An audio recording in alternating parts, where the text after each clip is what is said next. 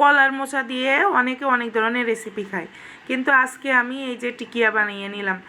এটাতে যে মাংস দেই নাই বোঝাই যাচ্ছে না, এতটাই মজা।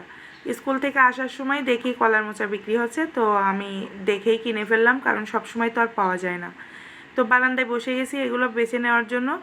একবারে ভিতরে নরমগুলা ছোট ছোট করে কেটে নিছি, আর প্রত্যেকটা লেয়ারে লেয়ারে যে এমন ফুলগুলা থাকে সেগুলো আলাদা করে ফেলছি।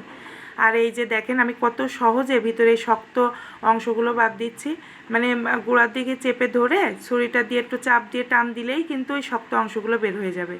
অনেকে এই অংশটা বের করে কষ্ট দেখে অনেকে মোচা খেতে চায় না, বা অনেকে মোচা খাইতে বোঝেই না। তো এভাবে একটু পরিষ্কার করে নেওয়ার ট্রাই করে দেখো, একদম ইজি মোচা পরিষ্কার করা। তো আমি এভাবে সুন্দর করে সব কেটে টেটে নিয়েছি, হাতে পলি বেঁধে নিয়েছিলাম, না হলে আবার কষ লেগে হাত কালো হয়ে যায়। তো আমি এমন পুরানো একটা কড়াইতে সিদ্ধ করে নিচ্ছি, না হলে আবার ওই যে মোচার কষ আছে না, ওইটা তো আবার কালো হয়ে যাবে। তো এটা এখন পাটায়ও বাটা যায়, ব্লেন্ডারও করা যায়, তো আমি এটা ব্লেন্ডার করে নিছি। আর সিদ্ধ করার সময় শুধুমাত্র লবণ আর হলুদ দিয়েই সিদ্ধ করছিলাম। এখন এটা আমি টিকিয়ার জন্য প্রস্তুত করছি। এখন ওই যে ব্লেন্ডার করা কলার মোচার সাথে পেঁয়াজ, কাঁচামরিচ, তারপরে এলাচের গুঁড়া, জিরার গুঁড়া, যা যা মশলা দেওয়ার, মানে মাংসের মশলাগুলো সবই দিতে হবে।